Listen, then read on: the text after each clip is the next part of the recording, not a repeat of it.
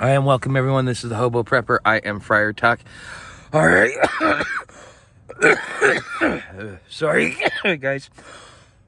I think I might be getting sick because of this cold and not eating right. And I'm getting plenty of sleep. It's just the eating and the weather that's really messing with me. Because it was supposed to be 38 last night. It was like 32, 33 this morning when I woke up. And, I was supposed to be there in 4 days because it was 130 miles. And somehow I added another 20 miles to my trip, which is adding an extra day to my trip and finding, going between these cities is a pain in the butt. But I got to tell you, as soon as I get these food stamps, I want to give you guys some lessons learned on bike packing, and not only just bike packing, but being a nomad and bugging out. So let's say you got to bug out. Okay. I will tell you that the biggest issue you're going to deal with if you ever have to go long distances is your food. Okay, not just getting food and having the food, but being able to keep up. Because when you bug out, when you go out on the road, your food consumption is going to double. So you look at something, oh yeah, this should last me about a week. No, it lasts you about 3 days. Okay, so be prepared for something like that.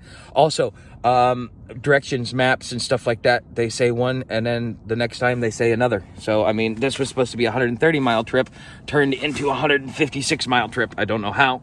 Probably because I'm stopping through the cities instead of just riding straight through. Because these maps and Google Maps just really isn't that intelligent when it comes to helping you plan a trip. I will tell you that if you start planning on distances, don't.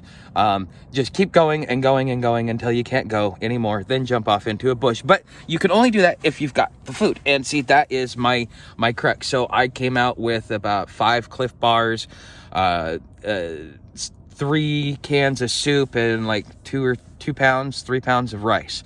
Now I've gone through the soup. I've got maybe like 2 pounds of rice left. Now that may work great and all, but you got to realize, I got to have the fuel for it. And, these small little cans of butane, they're not meant to last long. 3 or 4 days worth of cooking, and then boom, you're done. And that's if you're lucky, and you got to be conservative on it as well. So, your cooking supplies and stuff like that, that is something that you should definitely be aware of when you're bugging out. And it's just, you got to expect everything to go upside down and sideways. So if you plan it and think, oh yeah, there's going to be an easy trip, because I sat there for a couple of days. I said, I'm going here, and then I'm going here, and then I'm going here, and then I'll be there. And, I marked out the distances and everything else like that. But, Google, they always want to send you on the fucking weirdest places. Here, let me send you on a walking trail, call it a riding trail, and then tell you need to ride 12 miles an hour on it. And then Google has these unrealistic expectations.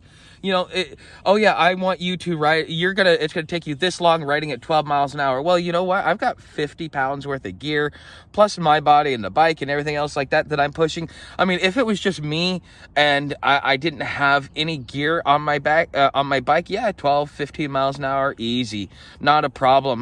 That would be no problem. I could probably do about 60 miles a day.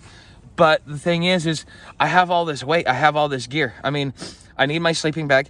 I need my extra blanket. I need my sleeping pad. I need my tent. I need my cooking gear. I need my water gear. I need my clothes. I need my food. And that's all I got.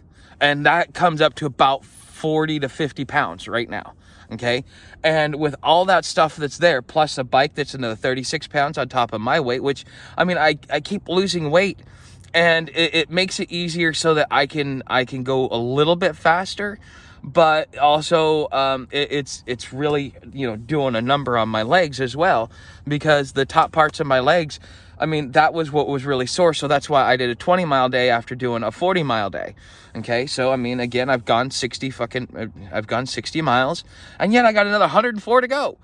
So, I'm not thrilled about it. I'm kind of, I need to figure out, one of the things that I really need to figure out, and it's really bugging me, is that the food banks should have been available. These small cities should have at least a feeding line 1 or 2 days a week in their cities. They're doing everything they can to make sure that the homeless, if they are out here, you got to live off grid. you can't rely on anybody for anything. And you know, I guess because of my age, or maybe just because of the way I've lived my life, and I think that every prepper is going to have this. I mean, you don't realize how dependent you are on the system until it's not there anymore. And then once it's not there, you're like, wow, crap. You know, because like I was expecting there to be some sort of food lines along the way. I was expecting there to be food banks along the way. I was expecting to be able to maybe even sit at a gas station and maybe even panhandle.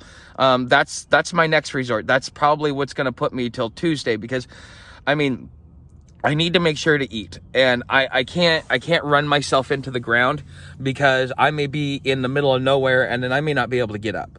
And then, you know, I mean, I'm stuck. Now, as the human body, you can go without food for so long, and that part I'm okay with. But, you know, it's going without that amount of food and then trying to try and do about yeah, no, it doesn't work if you're trying to bug out and you're trying to move. In my opinion, it does not work. One of the things that you really need to be that you really need to be thoughtful of is that, you know, you're burning extra. So if you're going 20 miles a day, expect to add an extra 1,000 to 1,500 calories to your diet. If you don't, it's going to be taken out in your fat. And if you don't have enough fat, well, then I guess you are SOL, and be prepared to deal with the side effects of starvation and malnutrition, which is not going to work well, especially in cold weather like what we're dealing with here. Okay, guys. So I wanted to share with you that the live stream, when I get to Tallahassee, is when I will do the live stream. I'm probably going to be a day late. I'm not, and which means that once I get there, I got to get my food stamps, because this food situation, I got to say, is probably my biggest hindrance. I mean, now that I finally got to the point where like I can stop, I can eat meals, I can grab the food that I need, and I've been doing that on this trip. Now I realize like the amount of food that I need, and the quality of food that I need to be able to keep this well-oiled machine. Keep this machine going. I mean, it is what it is. So, that is my rant today. So, if you are waiting for the live stream, it will be Monday or Tuesday. I will do it in the early afternoon if I can, because it gets dark around 5:30, 6 o'clock. So, I will end up doing a live stream, and I hope to see you guys there that were there last time. I really enjoyed the conversation that we were having, and I'm sure you guys got a lot of questions about what's going on. So if you want to help the channel, like, subscribe, share, leave a tip in the tip jar, come on over to Patreon, get Patreon only exclusive content, or as you see, I'm in my tent. I use the gear that is down there in the description. That's part of my affiliate links. That is also how I make money. So with that being said, guys, you know how to help the channel. There are many ways you can help it. Leave a comment, like, subscribe, share. Come on over to Patreon. It's $5 or $10 a month, depending upon what you want. Or you can, you can do the tip jar or the affiliate links. Thanks for watching, and I will see you in the next video, which I'm probably not going to be stopping to do any videos, not even for Patreon, for the rest of the trip, because I really need to hustle and bustle. And that means that I'm probably going to be trying to do 50 plus miles a day, even if that means that I got to walk and sleep in a bush, and kind of like sleep between cities. But I need to get to Tallahassee, and I need to get there quick, because if I don't, I'm not going to have the food to survive. So thanks for watching, guys, and I will see you in the next video.